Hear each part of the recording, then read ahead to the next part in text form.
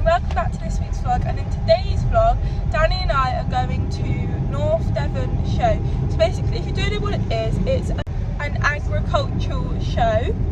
So it's actually the biggest show I have ever done. Danny has been there once before with his previous owner, Kaylee. They done the jumping. Now I don't know if Kaylee watches this or not, and I'm sorry Kaylee, but they did. Kaylee did fall off. But I'm not sure how far they got, but doesn't matter, I'm just saying. And yeah, today we're going for the showing, because for the show jumping you have to qualify to be able to go, whereas the showing you can just enter. So that is a good thing that I didn't have to worry about qualifying. But anyway, LJ in the back, my friend, is not very impressed that she has had to wake up at 4:10 this morning, because we've had to be left here for 4:45 to get to the stables in time, because I need to still plait, etc., and sort him out. So last night was hysterical with LJ's comments about her having to get up at 4:10, because she was not very happy with that, was she, LJ? No. Sorry guys, you can't see. You guys are wondering why LJ is coming with us today. That is because LJ is going to be my groom. So today's show is going to be nothing like the local fun ones that I have been going to previously that you guys have been watching. This is not, I wouldn't say a very high level, but let's just put it this way, there's a lot more competition there. There's going to be a lot more advanced people and horses than us today. So LJ very kindly said that she would come and I suppose support me and help me out, which I don't think she realised what was actually coming to her until last night. The plan is when we get to the stables is to feed, make sure he's clean. I've got to get him plaited. We're going to pick the trailer up at 6:30, and we haven't really decided what time we're leaving the stables yet to get there. The gates open at 6 o'clock, but we're not obviously going to get there at that time. My other horse classes don't start until 8:30, and I'm the 8th class from there, but obviously I don't know exactly what time I will be going in, because it depends how many horses are in the class. There might only be 2, there could be 8, so we'll basically see once we get there. So I will see you when we get to the stables. So we are now at the stables. Dan is currently eating his breakfast. Sorry, it's so dark in there. And so is Dawn in her stable too. I can't start plaiting or doing anything to him until he's finished his breakfast. And also it's going to be a bit hard because it is so dark in there as well, and we have no light. So I thought I'd just give you a little bit of an update, but in a minute I'll be starting to plait. So I thought I would just quickly show you something. So in one of my other vlogs, I'm pretty sure it was my Devon West show, when I plaited him, I told you guys about using the Supreme wax, which I've used every time plaiting him, and it is amazing stuff and it works wonders. It keeps all the little bits down, which that is what we wanted. But the only problem is when you take the plaits out, his mane is all waxy, obviously, because it's wax. And it just goes horrible, and it's just not nice. We went to Mole Valley and we found this naff plaited up stuff. So this is going to be my first time using it today. I'm pretty sure what it's going to do is just wetten the mane down, and it's going to kind of stick together. So I will tell you guys if I think it's any good or not. I still highly recommend the Supreme wax, and I probably still will use it if there's still the little bits that are stuck up. But I just don't like the fact that it makes the mane all waxy and horrible. It's just not nice at all. So guys, we are complete with Dan. All his plaits are done. Good boy, he's just had a treat. He's also had his muzzle cleaned off because someone got food over everything. Now, I don't think our plaits are that bad, to be honest with you guys. The second one was a problem again. We seem to always have that problem. But he's had a brush. His white socks got chalk on it. He's got his halo. So he's now just going to chill. It's now 6:30, so we're going to go and get the trailer because we're meant to actually be there now.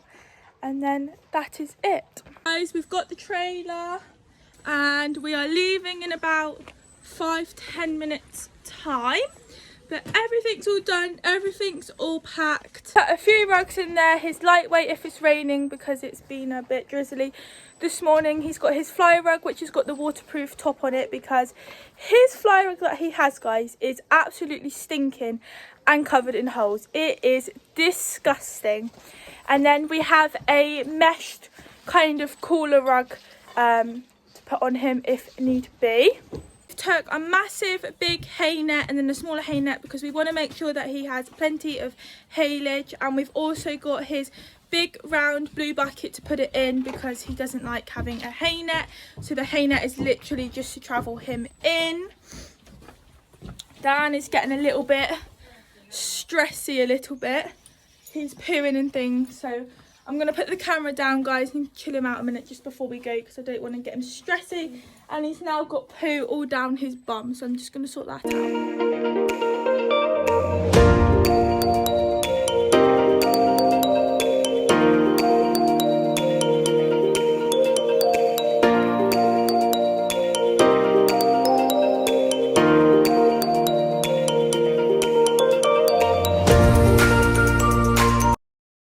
So guys, we have arrived and we are keeping Danny in the trailer because it has just started raining as we got here. So that is not fun, and obviously we don't want him to get soaking wet, so not really sure when my class is. We need to still find that out and things, but yeah.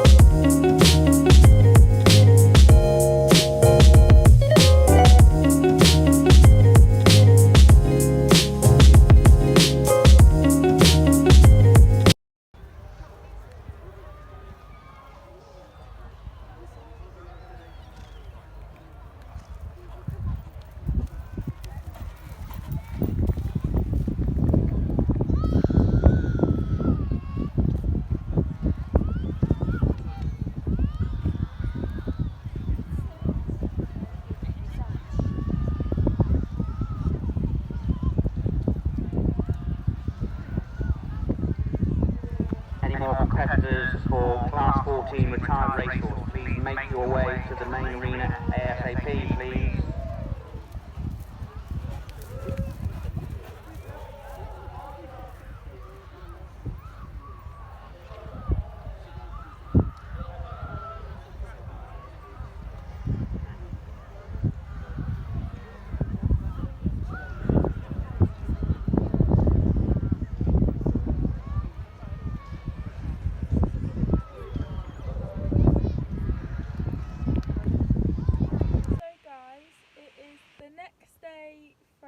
North Devon, and I'm going to do my update on everything that happened.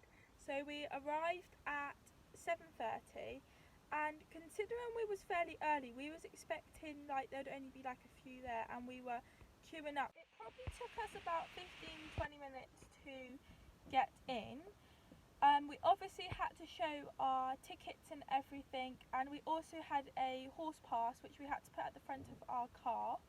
And when we got there, we obviously parked up, and it started hammering it down. It was horrible, and we was like, we're not getting Dan out yet, because it's not fair on him to stand out there and get soaking wet when we might not be for ages until I have to actually get on, etc. So we kept him in the trailer. And then someone was getting a little bit annoyed standing in the trailer, and luckily the rain died down, so we got him out. And Dan, as you will have seen in my update vlog, he doesn't like hay nets. So he has a hay net to travel in the trailer, because that's the only way he can obviously eat his haylage. But when we get to our event then, let's say, we take his big round blue bucket and put his haylage into his bucket, and he eats it from there. So we done that, and we had no idea when my classes was or anything, so we had to go and find that out. Once we found out roughly like what time I need to get on, etc., we started to tack up Dan, and I wanted to give him a really decent warm-up, like I said earlier on in the vlog. So I just kept my joggers on, because I had all my joggers and everything on underneath. So I just rode in my joggers and my coat and my like boots. I warmed him up. I was expecting him to be a little bit excited, because he normally is. Also, sometimes when I ask him to go for a canter, he will do a buck. So I thought, right, let's get him trotting. Let's do lots of circles with him and things. But he was a completely different horse. He was going so nicely, I couldn't believe it. The minute I got on him, it was just like, wow, what a different pony. I was not expecting him to go like that so quickly. We were absolutely drenched. I probably only done it for about 15-20 minutes. I brought him back because I thought I better get myself ready now. So I jumped off and took my joggers off, etc. Made sure my boots were clean and things, because I had to use my everyday boots, and they was absolutely plastered in mud. I then got back on him, quickly just whizzed him around like trotters and cantered and things. Then I got told that I was in the main arena, because this girl who's just up the road from us, she's got a horse very similar to Danny, she was warming up with me, and she asked what class I was in, and I was like, I'm class 27, and she was like, I'm class 11, and I was like, I'm going in the show hunter pony, and she was like, yeah, that's the same class as me, I think we're in now. So we rode up to where we thought we were, but then we got told it was the main arena.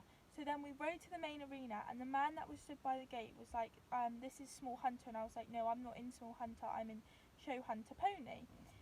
So I was a bit like, I don't think I am in the main arena, but I thought, well, if she's in the same class as me, then I must be. So then the man redirected me, and I rode back, and she was doing the small hunter pony as well as the show hunter pony.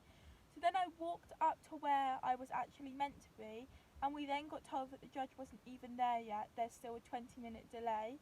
And obviously there were still other classes that needed to be done before me. So then I took Dan back to the trailer, got off him, and because it was raining, all the mud was flicking up his legs and on my boots and everything, and his tail. So we had to constantly keep washing his legs down, because he's got his white sock, and it was just going brown, and constantly having to wash my boots off and everything. So then we found out it was time for me to go up to my class. So I got on, rode him up there, and because it got so busy in such a short amount of time, I could not warm up anywhere where I was warming up like earlier on, because all the trailers was parked there. So I was like, great, I've got no warm up, so that's going to be fun.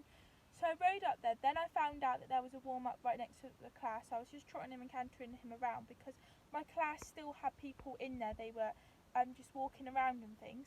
So I was just trotting and cantering around, waiting for the judge to say, right, we're ready for you to come in.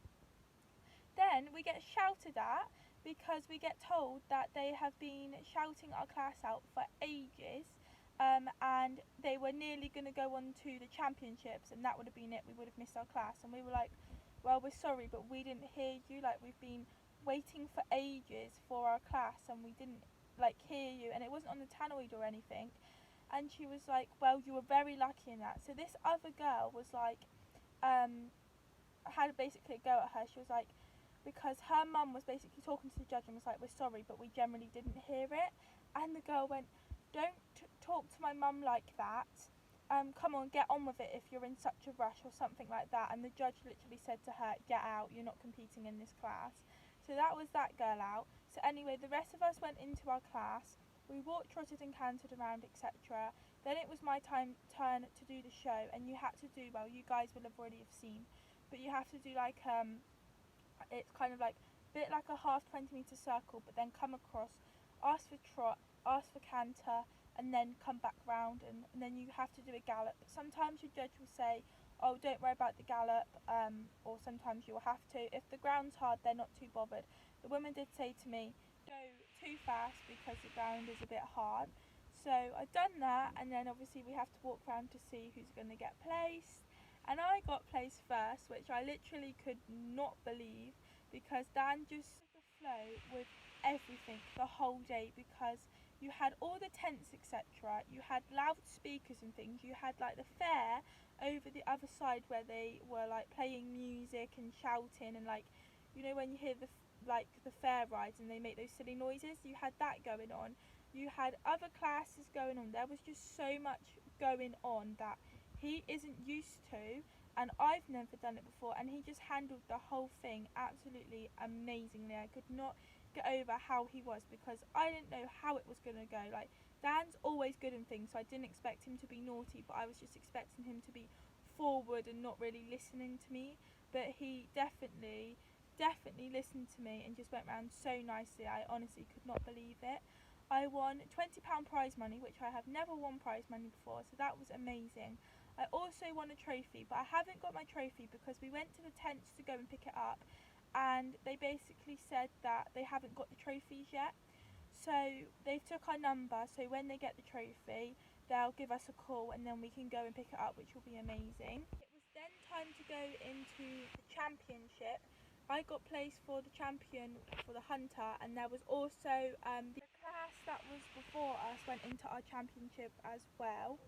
So they obviously had their championship as well, and I won another £20, which I didn't actually know that, guys. I just took it, I just won the first £20 until I got home last night and I read my little cards, and it said £20 for coming first, £20 for coming champion. So I was like, well, happy with that.